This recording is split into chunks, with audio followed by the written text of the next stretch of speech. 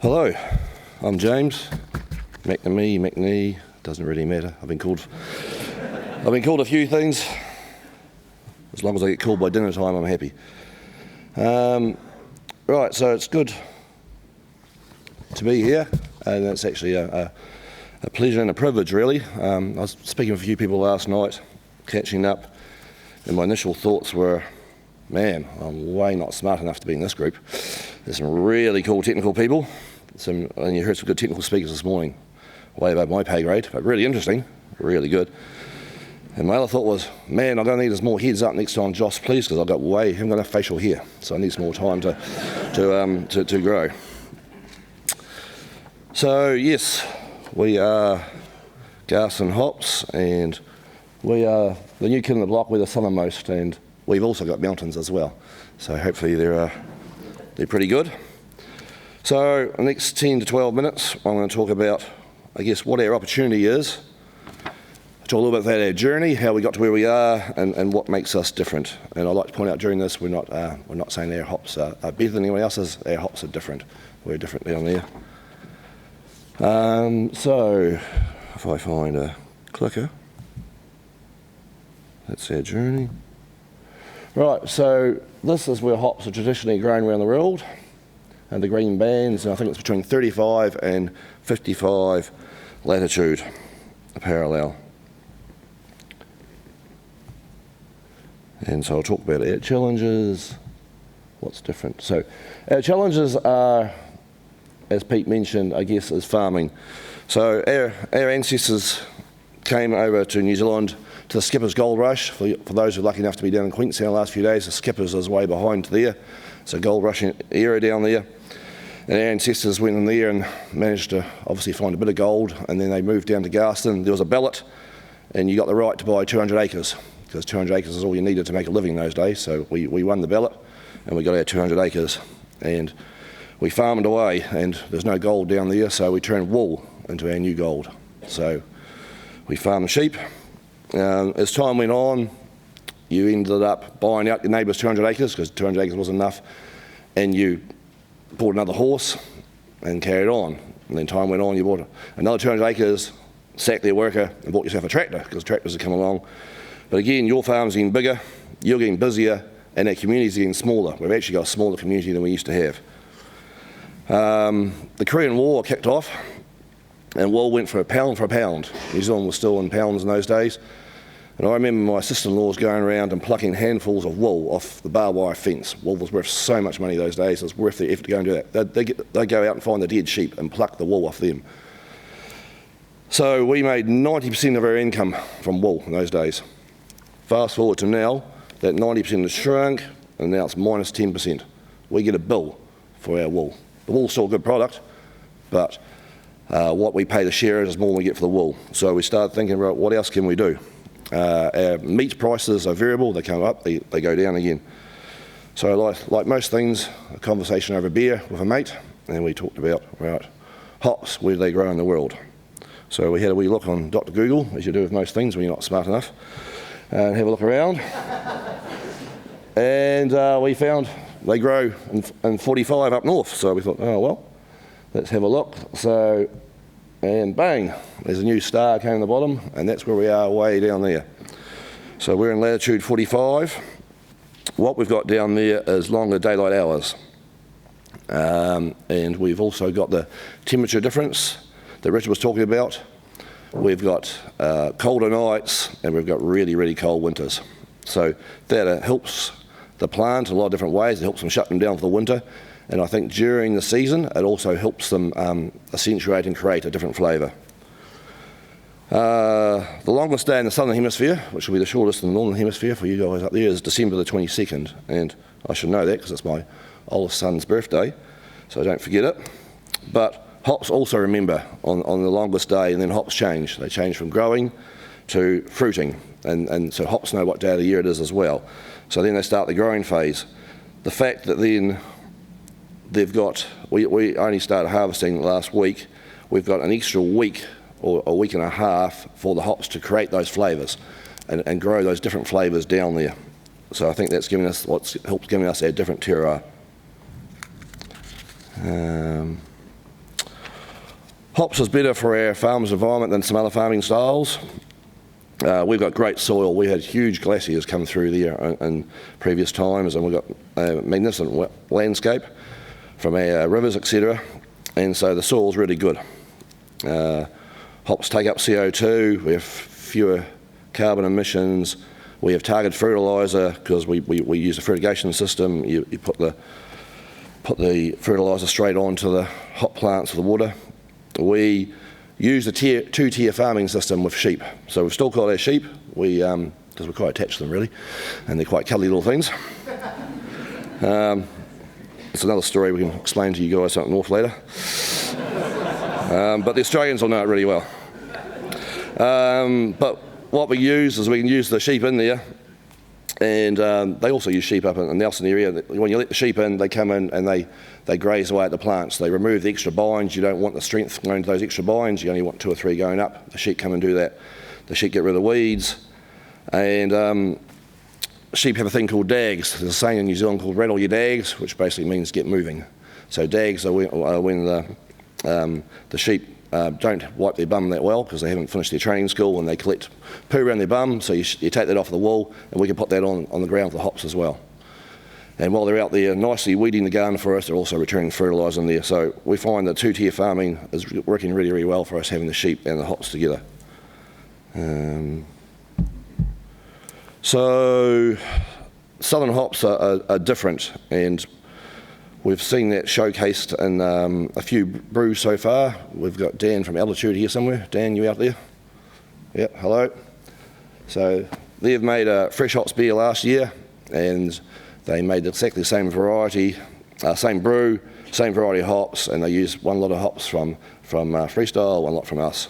And they simply call them Fresh Tracks 41, Fresh Tracks 45. And they tasted different. Apparently they both tasted great. Unfortunately, it was the week I chose to have COVID, so I was pretty annoyed, so I couldn't taste it at all, but they look good anyhow. Right, what else? So our journey to date. So after we had this very long and illuminating beer with a friend in 2015, we got busy, and in 2016, we went off and planted our first hops. We were in the farm in a snowstorm in July 2016. We had all the family members there from aged 4, I think, to 70 out, and we're going, right, we're going to build a hop garden. How the hell do you do this? So off we went, and we planted 100 plants, and that took us a day and a half, and that was a really big achievement. And we had people complaining about being cold, holding the ladder out in the snow, and we had children running around on motorbikes, and it was a good family day out. So we've got 100 plants in the ground. What do we do now? We better learn what happens. So I go up to Nelson a lot and spend time at Freestyle and look at their harvest, etc., and learn some. So I went up there, got all schooled up, and off we go. In 2017, off the 100 plants, over 4 days, we harvested the big, huge total of 30 kilograms. We harvested by hand, one by one, and how proud we were. We stopped and picked up every hop that's fell off and picked it up and put it back in, and we had our 30 kilograms. We've made it. We're hop farmers now. So we're on the map. What do we do now? So we can grow hops. So we thought, right, feasibility. We did a feasible study from 2017 and to 2020. We ran up to 1,000 plants during the stage, expanded the farm over 2 or 3 times. And then I went back to Freestyle again and watched the harvest and opened my eyes all this time and learnt more. I really appreciated the scale of things when I saw them harvest our complete crop before morning tea. And I was going, okay, right. Things are a bit different, and they didn't stop to pick up each hop that dropped on the ground either. Okay, right, we need to change it. But I love the buzz, I love the energy, I love the team up there, and I love being involved. It was great, and I was sitting there looking at the kiln one day and pondering away, and Sean came over and just hit me with a flippant comment. What do you reckon? Do you make one of these things down south? And I went, hell yeah, we can do this. So in 2021, we built our first 5 hectares garden. Tears were shed by the wife and the sister-in-law. The original garden came down because there was so much blood, sweat and tears in there, and we ripped it up and made the new one. But they soon changed to wild as we made a new garden. Last year, as Pete mentioned, was our first commercial harvest, and we got 3.8 tonne of palletised hops. We didn't do it by hand, which was quite good. Our equipment, I don't have any photos of any flash, nice new equipment, because we've, not yet, we're a couple of years away from that. We've developed a different style for palletising our hops. We went over to the wool shed, found the old wool press that had been sitting there redundant for 20 years, so we cleaned that up and we used the old wool press. We went over the shed, found the old grain bin we used to feed the sheep with, and we cut that in half and we turned that into wheels for a conveyor and a bin for the thing. So we're making do what we've got as we build ourselves up. But we'll talk about our plan to get bigger. So expanding the gardens this year, we're now up to 15 hectares. We're going to harvest 10 hectares this year. We're just halfway through harvest as we speak. So I'm getting a lot of flack by being here on a jolly in Wellington drinking beer while they're all working hard. Which is, well, as I have another beer tonight with you guys, I'm sure my guilt will subside. That'll be good. Next year we want to expand to 23 hectares and we want to progress to 40 hectares on our farm. We want to build a new processing facility, but we've got a decision here. Do we build that processing facility for our 40 hectares, or do we build it big enough to take on other farmers? So we want to build it big enough to take on other farmers. We want to build one that can handle up to 200 hectares, and we want other farmers, local farmers, to come along and join in, and we want to have a hop community down there. Our local community is very supportive. They come along, they stop in and help. They're always driving past. My 84-year-old first cousin pops in with sandwiches when he thinks we're looking a bit short of food. We got some of our original green bullet plants off him. He'd been growing a plant on his porch for 30 years. The next neighbour came along and offered some very sage support. He looked at what we were doing and he goes, "Most people dig in the ground to find their fortune, James, not bury their fortune in poles in the ground. How's this going to work out for you?" So, and that got us to thinking. We came down in the gold rush looking for gold, then wool became our new gold because we had to replace that. And so now our new gold is green, so our new gold is going to be hops. So that's what we're doing to sustain our farm, to pass it down to the next generation and something that works. I mentioned we've built a process facility. It's an old hay shed. We've converted that over, and that's going to hold us for 2 years, I'm reliably told. We'll get 1 more year out of it, and then we'll build a new facility.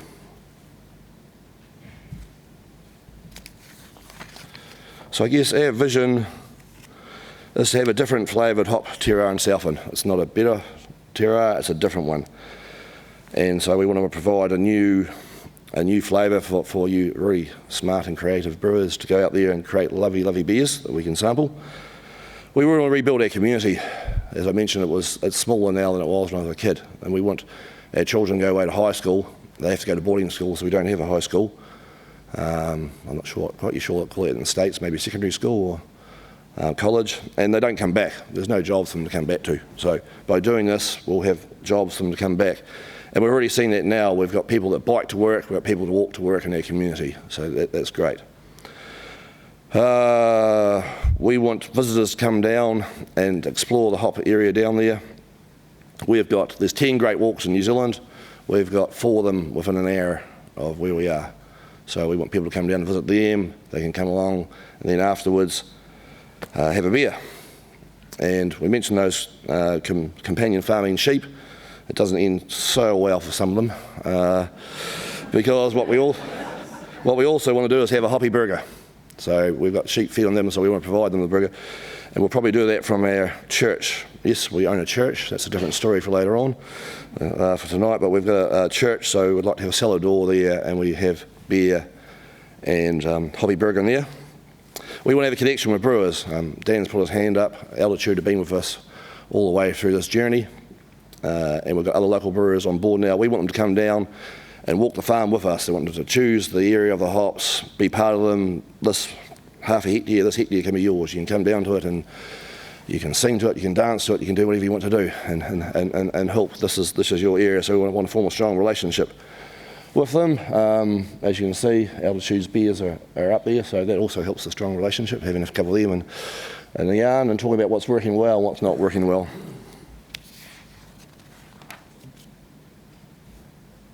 Here's some mountains, and I just put this up for reference. The wee church is on the left-hand side there.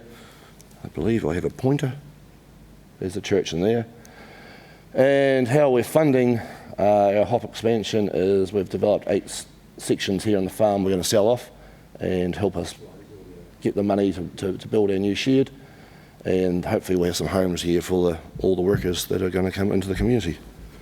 There's the plan there. So I've got a wee video here as well, and it's made by Altitude, so I'll borrow it then with them.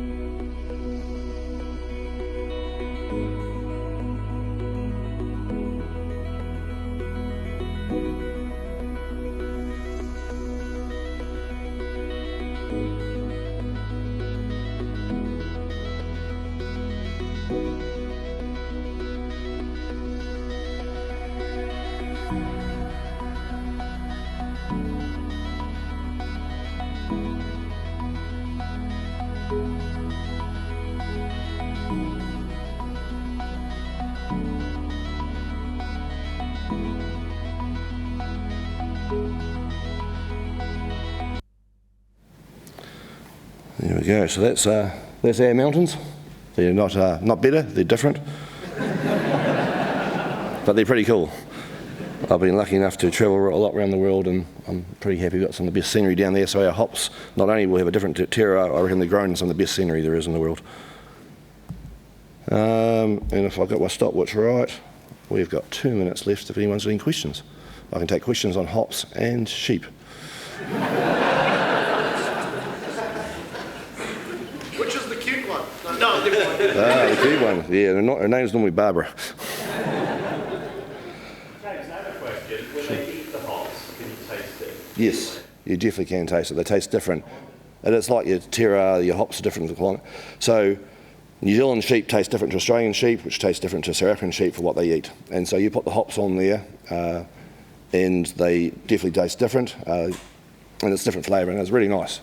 Can you tell a Rewalker sheep from an Ottoman? Yeah, haven't quite got there yet, but they do quite get into it, and I haven't got a photo, but we got one taken the other day. My brother was driving the trailer down to the paddock to that, and the sheep saw it coming. We're basically at the gate lined up, ready to go, and as soon as they were in, they would dive around the trailer. And just while I was here, I'd like to thank, Garage Project and Freestyle. They're very, very helpful and supportive in this. We're way down the limb, down the other end of the country, and we couldn't do this without you guys' support and help, so thank you very much for that.